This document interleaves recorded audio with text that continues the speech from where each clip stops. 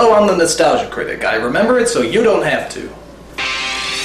Teenage Mutant fucking Ninja Turtle. This is the shit. When we were growing up, Ninja Turtles were everywhere. Comic books, TV shows, breakfast cereals. They even had a pie named after them.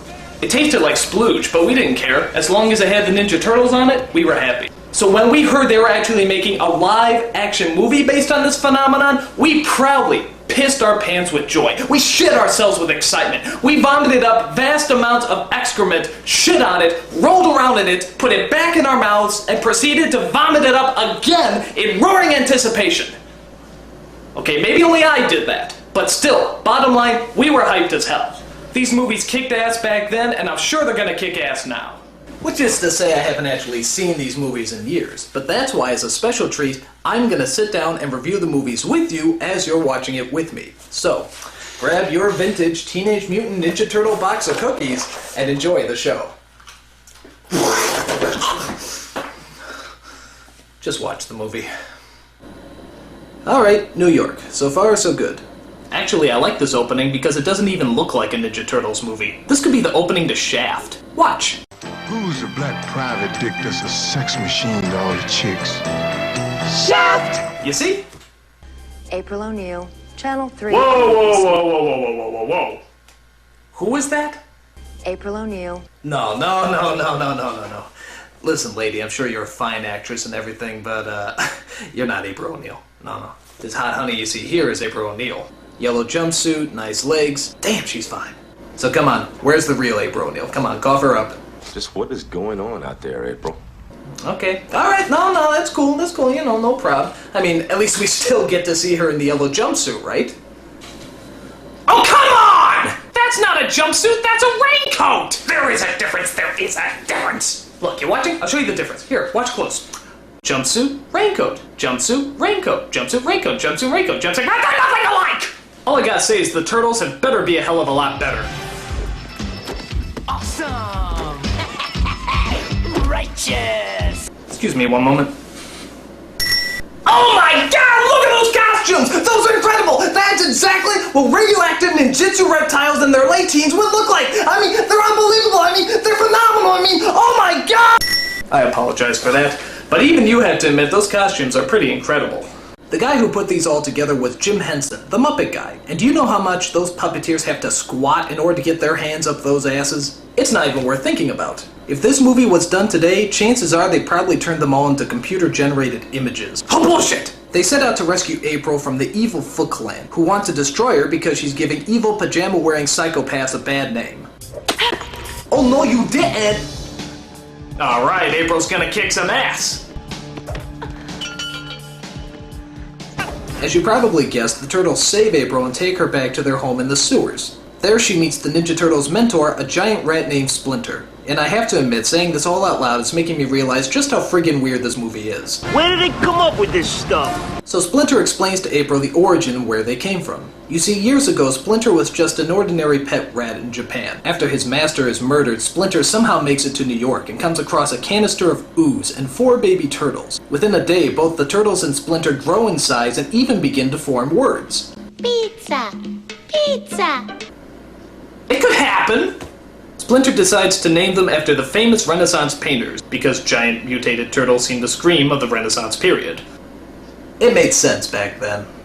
Wondering how much acid she dropped, April decides to help them defeat the Foot and bring order to the city. And on their way, they're helped by a vigilante known as Casey Jones, who's pretty cool despite the fact that he looks like Jason's homosexual Canadian brother. Ooh. Now, the leader of the Foot Clan is an evil kitchen utensil known as the Shredder, which everyone says is a giant Darth Vader ripoff, but I don't see the resemblance. I am your father. Okay, it's a ripoff, but you gotta give this guy credit. He has a diabolical scheme to...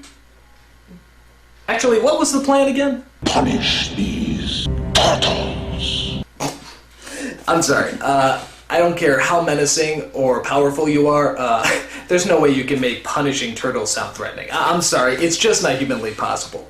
But, you see, he is using kids and teenagers to fight his battles. If you went up to a hitman and said you wanted them to hunt down some turtles, they'd probably laugh in your face. However, if you get a bunch of stupid kids, stone them off their asses, get dressed up in shiny metal, recruit them to be ninjas, and then ask them to hunt down some turtles? Dude, sign me up! Awesome! My only problem with this plan is the costumes they're assigned. I mean, I know they're supposed to be ninjas and everything, but those costumes are so tight, I don't even think they can talk.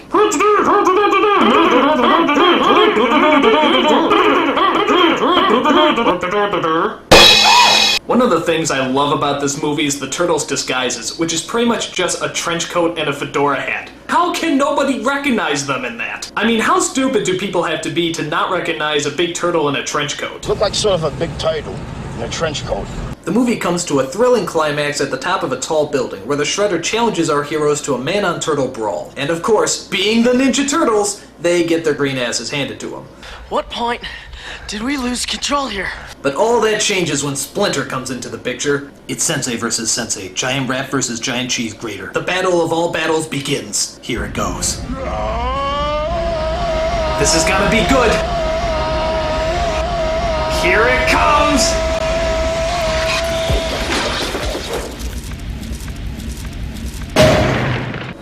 Bullshit! What kind of a battle is that? He sticks out his foot like a cartoon character and he trips? What a ripoff!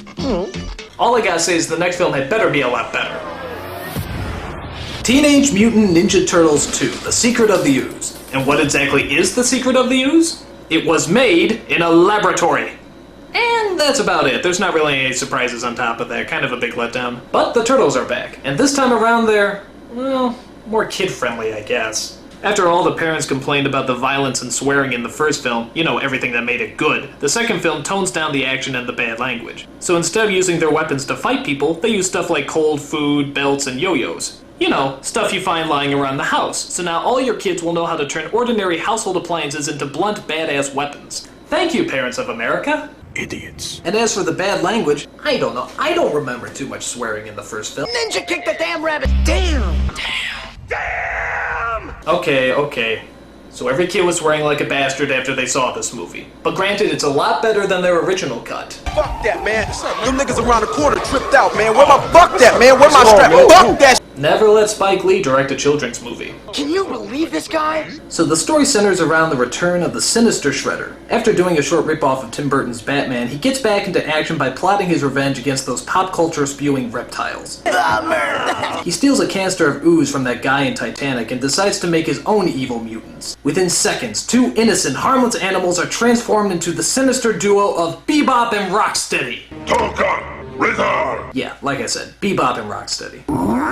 Now the one scene everyone remembers is the fight scene that takes place in the whitest of all rap clubs led by the whitest of all rappers. You guessed it, Vanilla Ice. Oh no! Gee, it looks like they're pretty freaked out about all those monsters breaking into their club.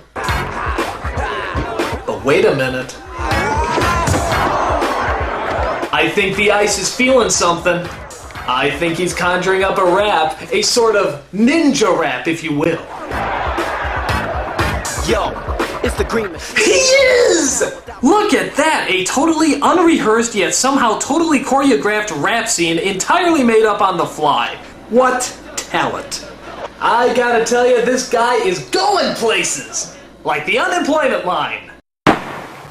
So the film climaxes as the Shredder drinks what's left of the mutated ooze and turns into a mutant himself.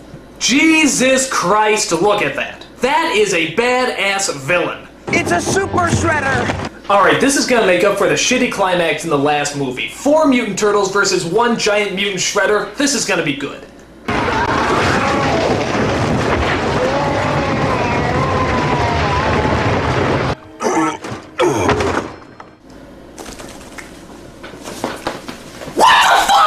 Are you telling me that a regular shredder can survive a 7-story fall and a dump truck crushing him, and yet a super shredder can't survive a bunch of wood falling on him? Bullshit! Bullshit! Bullshit! You know, I'm starting to realize that, these movies aren't quite the masterpieces I remember them to be. I mean, they're weird as hell, they don't make any sense, and they keep pissing me off with their anti-climaxes. But I shouldn't give up hope. After all, there is still one last movie left, Teenage Mutant Ninja Turtles 3. And seeing how now they've had 2 movies to experiment with and find out what works and what doesn't, I think we can safely assume that this is going to be the best of the bunch. So, sit back and let's enjoy Teenage Mutant Ninja Turtles 3. Oh my god, it's so terrible! It's so terrible!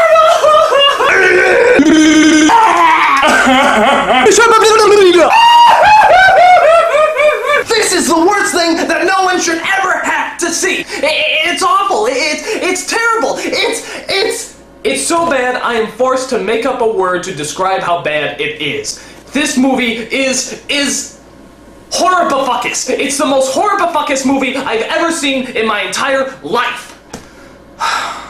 Okay, like I said, these movies aren't the masterpieces we remember them to be. But it's best not to look at them as movies, but more as a homework assignment. Make a movie about 4 mutated turtles in their late teens who are named after Renaissance painters, led around by a giant rat, know ninjutsu, eat pizza, dress up like flashers, fight a guy who's named after a cheese grater, and make it plausible. And you know what? With the exception of the last movie, I'd probably give this project an A. Minus, but still an A. I'm a nostalgia critic. I remember it, so you don't have to.